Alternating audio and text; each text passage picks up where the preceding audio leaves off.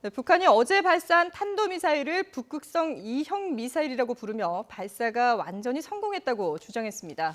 네, 발사 차량이 이전과 다른 점이 눈에 띕니다. 네. 김주환 YTN 정치안보 전문기자 스튜디오에 나와 있습니다. 안녕하십니까? 안녕하세요. 자, 어제 탄도미사일을 발사하고 북한이 오전에는 사진을 공개하고 조금 전에는 영상까지 공개를 했거든요. 그러면서 이제 완전히 성공했다라고 자신감 있게 이제 주장을 하고 있는데 그 성공 근거를 어떻게 봐야 될까요? 일단 결론부터 말씀드리면 우리 합참도 예. 그 진전된 것이 사실이다 이렇게 평가를 하고 있습니다. 그 화면에 보시면 알겠습니다만은 캡슐형의 그 궤도 차량이 들어오고 있죠. 저 캡슐 안에 이른바 북극성 2형 미사일이 들어있죠. 지금 이 발사 정위치 이제 90도 각도 혹은 고각 발사라고 북한은 주장을 했고요. 네. 사실 어제 7시 55분 발사를 해서 높이 550km까지 올라갔고 네. 동해상 500km까지 사거리에 떨어졌습니다. 네. 그런데 북한 내륙 방염이죠. 지금 이제 저 기술로 하얀 불꽃이 보이죠. 그러니까 이른바 콜드론치라 그래서 주로 잠수함에 적용되는 기술인데 저 캡슐 안에서 나올 때는 자체 동력을 얻는 것이 아니라 캡슐 바닥에서 일종의 이렇게 딱 올려주는 이렇게 밀어주는 효과가 있는 거죠. 그래서 네. 저게 캡슐 밖으로 나오는 순간 타이머에서 자체 점화를 해서 하늘로 치솟는 그런 장면을 보실 수 있을 겁니다. 사실 네. 이게 사거리가 500km이기 때문에 처음에는 노동미사일이다 이런 네. 추측도 했었거든요. 근데 지금 보면은 일단 북한에서 성공했다라고 주장하는 근거가 폭발하지 않고 제대로 하늘까지 그렇습니다. 올라갔고 고각을 뭐 어느 정도로 자신들이 목표를 했는지는 모르겠습니다만은 네. 일단은 어느 정도 날아갔다라고 성공 여부를 보는 거죠. 지금 그 내륙 그 방연 비행장 평양 북부 지방에 있는 내륙에서 발사를 해서 북한 동해안 지방을 가로질러서 그러니까 우리가 백두줄령이라고 하지 예. 않습니까? 이 일대를 가로질러서 이 동해상 그 일본 NLL 밖으로 떨어졌는데 굉장히 의도성이 있는 거로 평가를 하는 거죠. 네. 국제사회도 크게 자극하지 않고 어찌되든 간에 지난해 8월 북한이 이 원산 앞바다에서 SLBM 실험을 했을 때 잠수함 수중 탄도미사일. 사출 실험을 했을 때 성공을 했습니다. 그때 북한이 그 명칭을 북극성 1호라고 예. 했죠. 그런데 이번에 이제 역시 2형이나 2호나 사실은 같은 명칭인데 북한의 주장대로라면 이제 북극성 2호가 그 저기 탄두에도 북극성 2라고 쓰여 있습니다. 분명히 예. 쓰여 있는데 이것이 궤적을 이루며 하늘로 올라갔죠. 그러니까 고각 발사라고 오늘 북한 측은 주장을 했는데 저것이 사실 20도 내지 30도 기존의 포물선을 그리면서 탄도를 발사라고 했다라면은 네.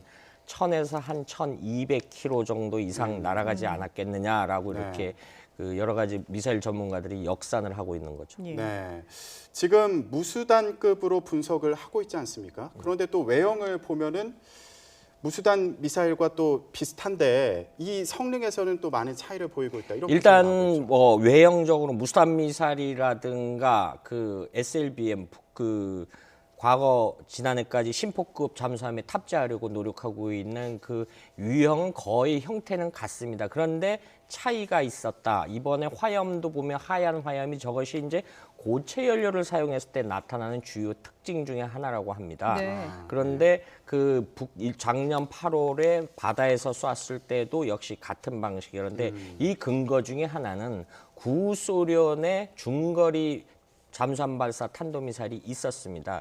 이 같은 엔진 체계에서 북한이 모방을 한 건데 그 모방이 가능했던 이유는 1990년대 초반에 이 냉전 체제가 무너지면서 구소련의 과학자들이 20여 명이 북한으로 망명을 했습니다. 네. 뭐 153 연구소라는 곳에서 이 김정일 정권 때 굉장히 대우를 잘해서 북한의 미사일 능력이 굉장히 급속도로 발달을 하거든요. 네. 그 북소련, 구소련 기술 과학자들을 중심으로 해서 무수단 미사일이라든가 SLBM, 북극성 1호 이런 엔진 체계를 개발을 했는데 무수단 미사일은 지난해 이제 7차례 다시 해서 한 번 성공하고 8번을 해서 7번을 실패를 했습니다. SLBM은 본인들의 주장도 어느 정도 일부 성공을 했는데 네. 네. 그거를 다른 방식으로 개량을 한 것이 어제 발사한 미사일이다 이렇게 정리할 수 있죠. 그러니까 네. 기존의 무수단 미사일, 탄도미사일 네. 발사했을 때는 실패했는데 네. 이걸 좀 다르게 개량을 했다. 그렇죠. 그런데 중요한 점은 이제 미사일 전문가들이 액체 연료를 쓰는 거와 네. 그 고체 연료를 쓰는 거의 설계 방식이 외형 같아도 그 네. 내부에는 굉장히 전개하고 완전히 다르다라고 합니다. 뭐 어떤 차이가 있는 건가요? 그 구체적으로 뭐 이렇게 그 잠수함을 설명을 드리면요. 네. 잠수함에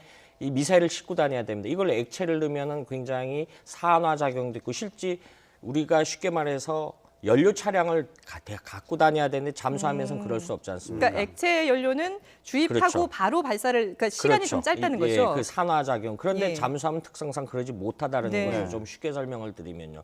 그러니까 일정 형태의 고체 연료를 개발을 했는데 나름대로 자기들만의 기술 노하우로 개발에 성공을 했다라는 측면이 되고요.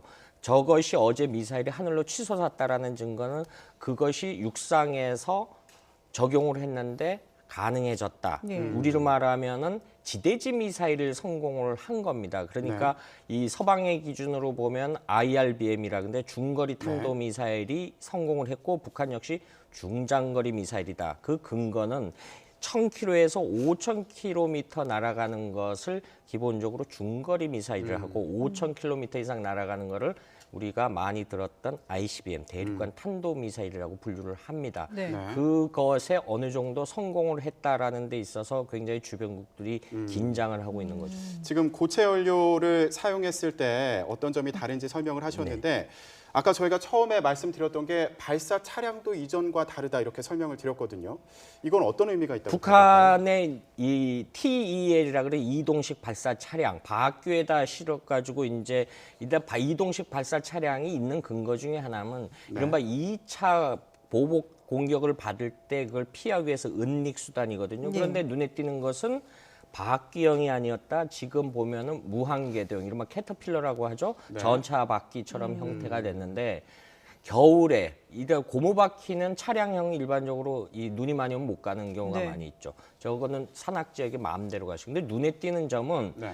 1960년대 헝가리나 구소련, 과거 중국에서 저런 형태의 차량을 했는데 지금은 오히려 역설적으로 안 쓰고 있는데 북한은 나름대로 전차를 개조했든지 모르겠는데 저런 형태를 해서 최신의 개념인 어떤 최근에 중국의 동펑 미사일이라든가 러시아의 S-300, S-400 체계, 지금 CDI 배치되어 있는 이런 새로운 탄도 미사일들은 보시다시피 캡슐 안에 들어가 있습니다. 우리가 배치하고자 하는 그 사드 미사일 체계도 같은 방식인데 이 신구를 일종의 조화를 해서 나름대로 자신들만의 제3의 무기 체계를 개발했다. 이런 데에서 다시 한번 이제 주변국들이 긴장을 하는 거죠. 예, 네. 그러니까 정리하자면은 지금 고체 연료를 사용함으로써 이 기체 그 주입을 한 다음에 연료를 주입한 다음에 상당 시간 동안 어느 정도 좀 벌 수 있고 그리고 전차형 그 발사대를 이용함으로 인해서 어디서든지 산악지대든지 어디든지 이동 가능한 그렇죠. 그런 장점이 있지 않습니까?